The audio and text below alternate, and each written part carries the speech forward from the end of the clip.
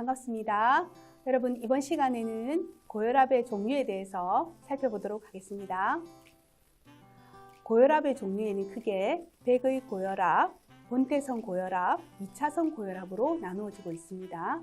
100의 고혈압은 병원 고혈압이라고도 합니다.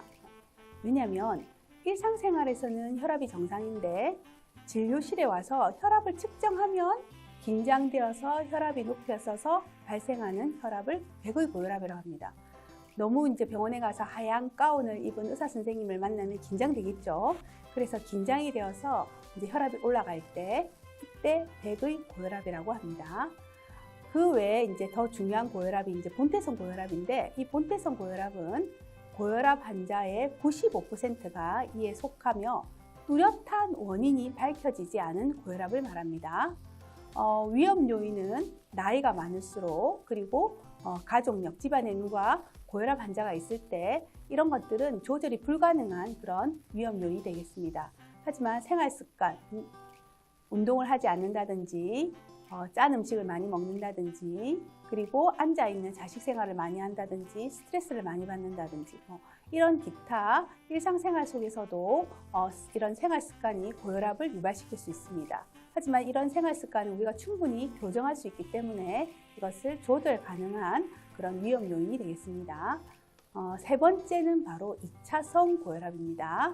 2차성 고혈압은 드물게 특별한 원인 질환 때문에 발생하는 고혈압을 말합니다. 즉, 다른 원인이 있어서 그 원인으로 인해서 혈압이 올라가는 것, 이것을 우리가 2차성 고혈압이라고 합니다. 2차성 고혈압은 수술 및 약물로 완치가 가능한 경우가 있으므로 조기 진단이 중요합니다. 그러니까 원인이 되는 질병을 먼저 제거하면 결과적으로 고혈압이 완치가 된다는 거죠. 그래서 조기 진단이 중요한 그런 고혈압이 바로 2차성 고혈압입니다. 즉 여러분, 그런데 대부분 고혈압 환자의 95%가 본태성 고혈압이라는 겁니다. 그래서 원인 없이 그냥 갑자기 어느 순간에 이제 고혈압이 된 거죠. 자, 그러면 이제 본태성 고혈압 같은 경우는 이런 위험 요인이 있습니다. 어떤 사람이 이런 더 잘 걸리는지 그런 위험 요인에 대해서 우리 한번 살펴보도록 하겠습니다. 고혈압의 위험 요인을 살펴보면 55세 이상일 때, 즉 나이가 들수록 고혈압이 잘 생긴다는 겁니다. 그러니까 젊었을 때는 나는 고혈압이 없는데 나이가 점점 들면서 고혈압이 생겼다는 거죠. 55세 이상. 그리고 가족력, 집안에 아버지가 고혈압 환자다, 아니면 엄마가 고혈압 환자다. 그러면 이 가족력이 굉장히 무시되지 못하고 가족력 때문에 고혈압이 생길 수 있다는 겁니다. 그 다음에 뚱뚱한 사람, 비만인 경우에 고혈압이 잘 생기고, 그리고 짜게 먹는 사람, 그리고 과음과 흡연을 하는 사람, 그리고 운동 부족, 그리고 스트레스, 그 다음에 칼륨 섭취가 부족할 경우, 그리고 당뇨병과 비상지질 혈증이 있을 때 이런 것들이 바로 고혈압이 잘 생깁니다. 자, 그러면 우리가 고혈압을 생기지 않으려면 이런 위험 요인, 정말 나에게 있는 위험 요인인지를 먼저 파악을 해서 그런 위험 요인을 제거하면 고혈압이 걸리지 않겠죠, 그죠? 자, 그래서 하나씩 그러면 우리가 위험 요인을 살펴보도록 하겠습니다. 과체중과 비만. 자, 과체중이거나 비만인 경우는 고혈압 발생률이 정상 체중에 비해서 6 내지 6배 정도 올라간다는 겁니다. 그리고 이렇게 체중이 증가하면 혈관 조직의 증가로 심장 부담이 더 증가한다는 거죠. 그리고 특히 비만은 우리가 인슐린 분비를 증가시켜가지고 수분을 저장시켜가지고 결과적으로 혈액량 증가로 인해서 혈압을 상승시킨다는 겁니다. 그래서 비만한 환자들이 결과적으로 혈압을 올릴 수 있다는 겁니다. 그러면 내가 지금 살이 쪘거나 비만하면은 다이어트를 해서 체중을 줄여서 고혈압이 발생하지 않도록 해야 되겠고, 지금 현재 고혈압 약으로 복용하고 있는 분도 과체중이나 비만인 경우에는 이렇게 생활요법을 통한 조절도 충분히 가능하기 때문에 비만을 안 생기도록, 또는 비만인 경우는 지금 다이어트를 통해서 정상 체중으로 유지할 수 있도록 노력해야 된다는 겁니다. 그 다음 소금 나트륨입니다. 자, 우리가 짠 성분에 바로 들어있는 게 소금인데, 자, 고혈압 환자의 경우는 혈관 내 나트륨이 물을 끌어들이기 때문에 혈액량이 증가하게 되어 혈압을 올린다는 겁니다. 자, 우리가 항상 여러분이 기억하셔야 될 게 뭐냐면 내가 짜온 것을 먹으면 어떻게 됩니까? 그 다음에 물이 먹힙니다. 즉 우리가 이걸 갈증이 난다고 하죠. 자, 갈증이 나면 이 갈증이 결과적으로 물을 마시게 하게 합니다. 그러면 물을 마시게 해서 하면 우리 몸에 있는 그 순환하는 혈액량이 증가하게 됩니다. 자, 그러면 혈액량이 증가하면 심장으로 들어오는 양이 많아집니다. 왜냐하면 심장은 혈액량을 모아서 다시 뿜어내고 모아서 뿜어내고 끊임없이 수축과 이완을 반복하는 그런 기관입니다. 자, 그래서 내가 물을 많이 먹거나 해서 혈액량이 물이 많으면 그만큼 혈액량이 증가하게 된다는 거죠. 자, 혈액량이 증가하면 그만큼 심장으로 들어오는 혈액량이 많아집니다. 자, 심장으로 혈액량이 많아지면 결과적으로 많은 혈액량이 수축하면서 나오면 우리가 어떻게 됩니까? 혈관에 부딪히는 압력이 올라가겠죠. 그렇게 해서 혈압이 올라간다는 겁니다. 그래서 여러분 보통 그 혈압을 감소시키려면 항상 뭐라고 합니까? 짜온 거 드시지 마세요. 짜온 거 드시지 마세요. 싱겁게 드세요. 이렇게 말하죠.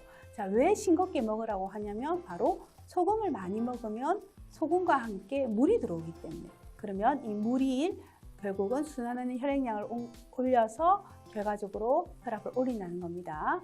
자, 소금 섭취량을 6g 증가할 때마다 심장병 사망이 61% 증가하고 뇌졸중 사망률도 89%가 된다는 겁니다. 그러니까 여러분 어떻게 하셔야 되겠습니까? 네, 소금을 작게 먹어야 되겠죠. 즉 뭐예요? 싱겁게 드셔야 되겠습니다. 자, 그 다음 음주입니다. 자, 음주는 알코올 성분은 혈액순환 및 심장박동을 증가시켜서 혈압을 올립니다. 자, 그래서 우리가 보통 소주 3분의 1병을 매일 마실 경우는 혈압이 3mmH 정도 올라간다는 겁니다. 그러니까 3만큼 올라간다는 거죠. 자, 그래서 습관적으로 만약에 마시는 경우는 혈압 조절에 필수적인 칼륨이라든지 칼슘, 마그네슘 같은 무기질도 부족하게 됩니다. 자, 그래서 음주, 특히 우리가 술을 아예 금주하면 좋겠지만 금주가 어려우시면 절주를 하셔야 됩니다. 절주. 아시겠죠? 네. 자, 그 다음 흡연입니다. 자, 흡연은 정말 우리한테 백해무익한 것이 바로 담배입니다. 담배. 그래서 지금 담배를 피우고 계시는 분은 지금부터 금연을 하셔야 됩니다. 자, 흡연이 왜 그러면 이렇게 혈압을 올리냐 하면, 자, 혈압은 보시면 이 니코틴이라는 성분이 들어 있습니다. 자, 이 니코틴이라는 성분은 바로 혈관을 좁게 만듭니다. 자, 혈관을 좁게 만들고 그리고 동맥경화증을 일으키기 때문에 결국은 혈관이 좁아지면 심장은 그만큼 그 피를 뿜어내기 위해서 더 많은 압력으로 밀어붙여야 된다는 겁니다. 자, 그래서 우리가 여러분 예를 들어서 그 호수가 이제 붙어 있거나 좁아져 있으면 수도꼭지에 있는 물을 더 세게 틀면 높은 압력으로 그 붙어 있던 호수가 어떻게 돼요? 열리면서 물이 싹 나가죠. 이와 마찬가지로 혈관이 좁아져 있으면 우리 심장은 그 좁은 혈관으로 피를 더 잘 순환하기 위해서 더 큰 압력으로 밀어붙입니다. 그러니까 더 세게, 더 강력한 힘으로 수축을 하기 때문에 그만큼 압력이 올라간다는 거죠. 자, 그래서 그 니코틴 성분은 혈관을 수축시켰기 때문에 고혈압을 일으킬 수 있다는 겁니다. 그리고 그 흡연은 물론 혈압에도 문제지만 그런 폐에도 문제를 일으킬 수 있기 때문에 반드시 우리가 금연을 하셔야 됩니다. 자, 그 다음에 스트레스입니다. 자, 스트레스는 모든 병의 근원이 됩니다. 내가 스트레스를 받으면 오늘 내가 너무 직장 생활 속에서 스트레스 받았어. 내가 너무너무 힘들어. 그러면 우리가 이 스트레스를 극복하기 위해서 나름대로 스트레스 해소 방법이 있습니다. 그 중에 어떤 분은 술을 마실 거고, 어떤 분은 음식으로 스트레스를 해결하려고 하시고, 어떤 분은 뭐예요? 잠을 자려고 하시고, 어떤 분은 뭐예요? 담배를 피려고 하죠. 그럼 이런 것들은 결국은 또 비만을 촉진시키고 또 이런 것들로 인해서 혈압은 상승하게 된다는 겁니다. 그래서 모든 병의 근원은 스트레스이기 때문에 스트레스를 안 받고 살 수는 없습니다. 하지만 정말 올바른 방법으로 우리가 스트레스를 해결할 수 있는 나만의 해소 방법을 찾으셔야 됩니다. 이렇게 많이 먹는다든지 술을 마신다든지 잠을 잔다든지 담배를 핀다든지 이런 것들은 다 모두 혈압 상승의 원인이 됩니다. 다음 이상지질혈증입니다. 자, 이상지질혈증은 우리가 예전에는 고지혈증이라고 했는데 이건 뭐냐면 우리 몸에 있는 혈액 속에 있는 지질 성분이 있습니다. 자, 이 지질 성분이 이제 정상적인 범위에 있지 않고 비정상적일 때 우리가 이상지질혈증이라고 하는데 이런 이상지질혈증을 가지고 있는 사람의 50%가 고혈압을 동반하고 있습니다. 자, 그러니까 이상지질혈증이 있는 사람의 50%가 고혈압을 가지고 있다. 그리고 이상지질혈증과 고혈압 환자는 심뇌혈관 계통의 합병증 발생 확률이 높다라는 겁니다. 그리고 혈중 콜레스테롤 수치 및 중성지방 수치를 정상 수준으로 유지하는 것이 중요하다는 겁니다. 그러니까 이런 이상지질혈증이 있는 분은 고혈압으로의 발생을 예방하기 위해서 또는 심뇌혈관 질환 합병증 발생을 예방하기 위해서라도 정상 수치를 유지하도록 해야 되는데 그중에서 특히 중요한 게 바로 혈중 콜레스테롤 수치와 중성지방 수치입니다. 이것을 정상 수준으로 유지하는 것이 굉장히 중요하겠습니다. 자, 그럼 우리가 고지혈증, 즉 이상지질혈증의 진단 기준을 살펴보도록 하겠습니다. 우리가 피를 검사할 때 혈청 지질을 만약에 검사한다고 했었을 때 이렇게 4개의 수치가 나옵니다. 자, 이 4개의 수치를 우리가 총 콜레스테롤, LDL 콜레스테롤, HDL 콜레스테롤, 중성지방 이제 이렇게 4가지가 나옵니다. 총 콜레스테롤의 정상 범위는 200 미만이고 만약에 높은 경우는 비정상은 230 이상입니다. LDL 콜레스테롤 우리가 이거는 나쁜 콜레스테롤이라고 합니다. 나쁜 콜레스테롤이 150 이상이면 굉장히 높은 겁니다. 그리고 정상은 100에서 129 사이, 적정은 100 미만이 좋습니다.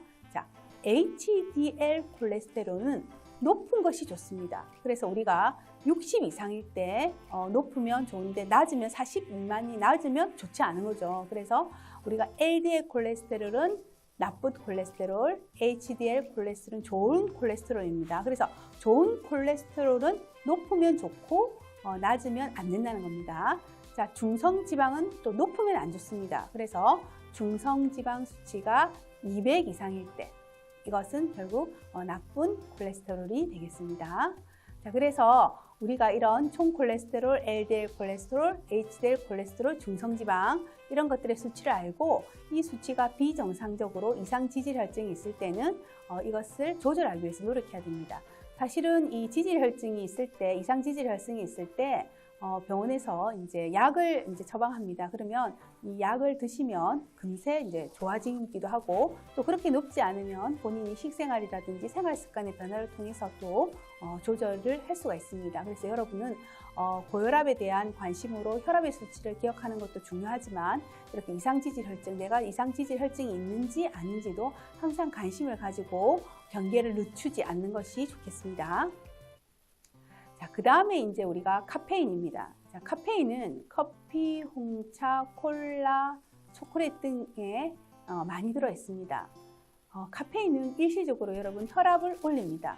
그래서 하루에 블랙커피 2잔이 가장 적당하고 특히 운동하기 전에 카페인 섭취는 금하는 것이 좋습니다. 왜냐하면 운동을 하면서 결과적으로 혈압이 또 올라갈 수 있기 때문에 오히려 이제 카페인을 섭취하게 되면 더 혈압을 올릴 가능성이 있기 때문에 카페인은 적당하게 여러분 마시는 것이 좋겠습니다.